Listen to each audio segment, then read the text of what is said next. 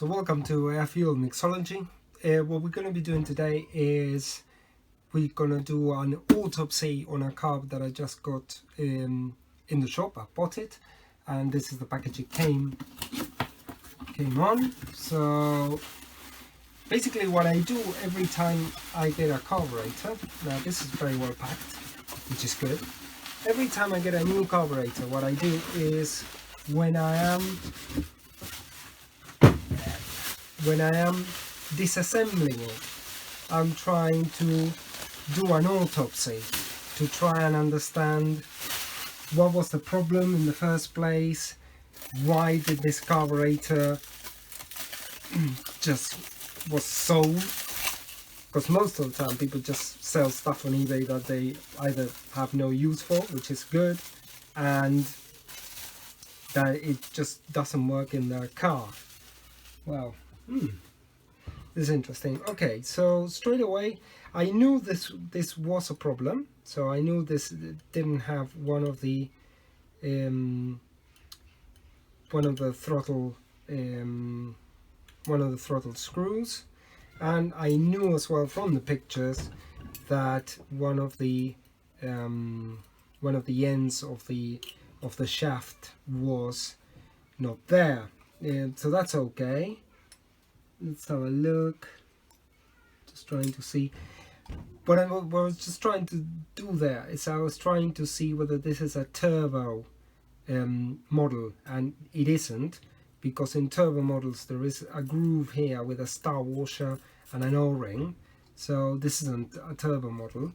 But what really got my attention when I saw the pictures online was this, these are hexagon head idle mixture screws, which are quite rare, yeah, and they seem to be in good condition, but they are missing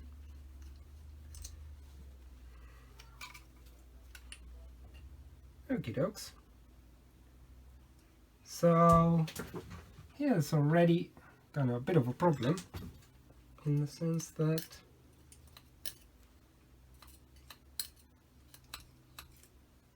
okay, so the idle mixture screws, well, this one is not going to work. As you can see, this one is completely blunt. It doesn't have a needle there, so that's a little bit of a problem.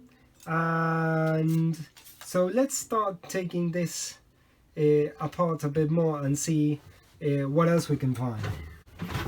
One of the things that I generally tend to do when I disassemble carbs is I always use one of these, and they're quite good because as you disassemble the carb, you can put the pieces there and it keeps them all together, so therefore you're not going to lose any bits of the carb once you put it in storage or before you clean it. Generally I haven't got time to continuously work on all the carbs in order to get it finished kind of the same day, so therefore storing the parts becomes quite important. Let's have a look. This is another area. Ooh. Ouch. Okay, so you can see here there's a lot of corrosion here, and this is pretty much gone basically. Okay, so this is not looking that great, to be honest. So I think my guess is that when I open this, we're gonna find a lot of corrosion inside the carb, which could be a bit of a problem.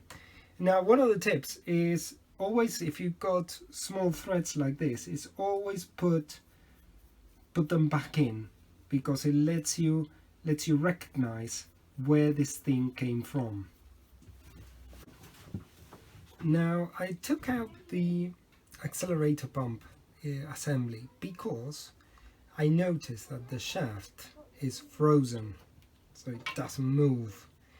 This could be a bit of a problem, but actually I'm going to show you a little technique that you can do to free them up, and it requires access to this. And this probably could explain why this carb had a lot of it's got like oil all over it. Maybe somebody tried to free the shaft without being able to. This is quite a common problem on the scarves, unfortunately. So let's dig in a bit more and see what else, what other wonders lurk beneath it.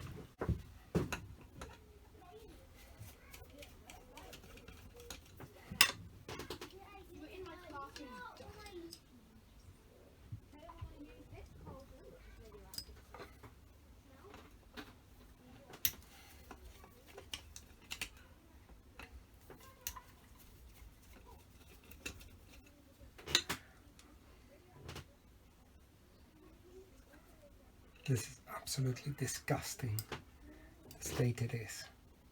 Look at this.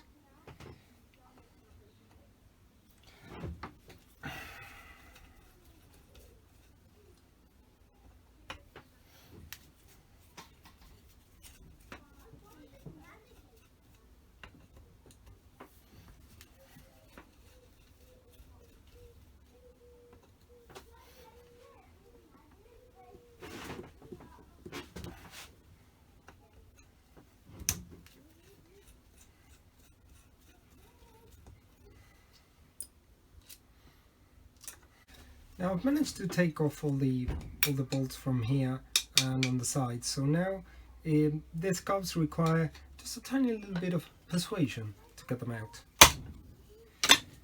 like so, and on the other side as well. Compared to some of them, this is coming off really easily.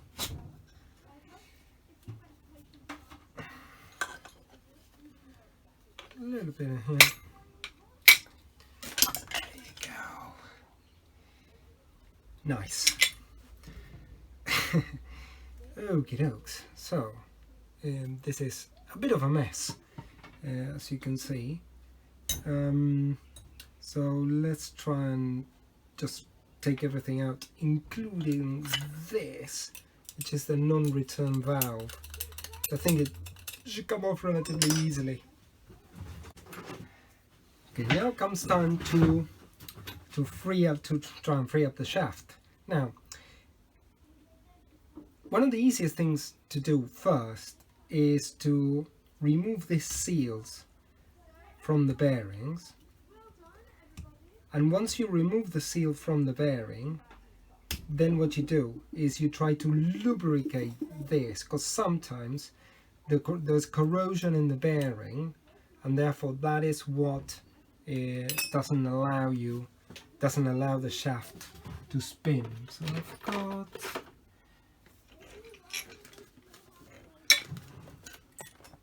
almost like one of those mechanics that tell you, yeah, I know where everything is and I can find everything. Sometimes that's not necessarily true. Here it is.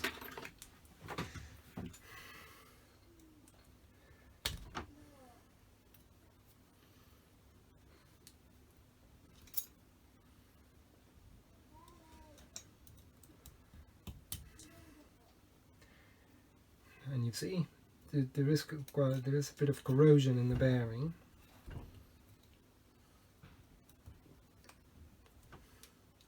Whoa. Yeah, it's not looking very good. So what we're going to do now is we're going to apply some WD-40.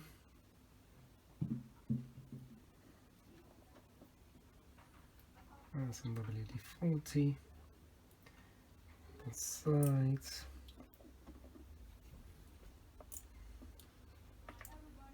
Where he needs it. Okay, so now, in order to see if this is going to come out easy or not, it's quite important, if you've got the two sides of the shaft, to be able to apply force to both sides. Now I haven't got that at the moment, so what I'm going to try and do is apply force here and here to move this. I've lubricated this side already, So let's have a go at this.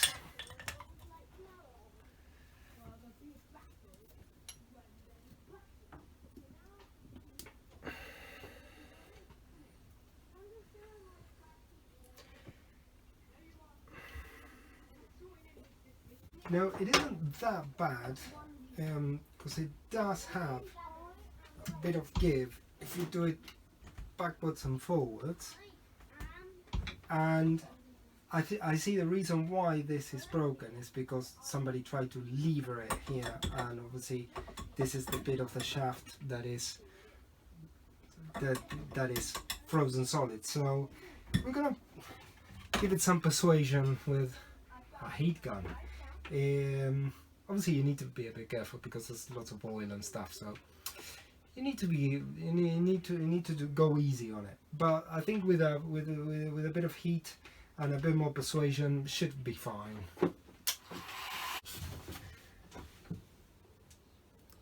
Well, that could have gone slightly better.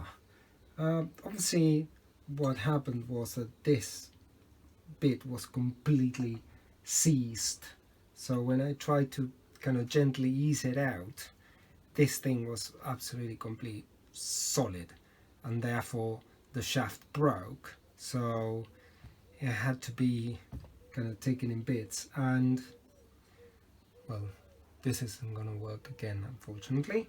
So, but the good thing is that now we've got it out. Not meaningful damage to any of the casting, which is good. So now we are ready to start the cleaning job, which this is gonna require a fair few steps for this cup due to the condition that it is in. So I'll do maybe another video phase 2 on how do I actually clean this thing.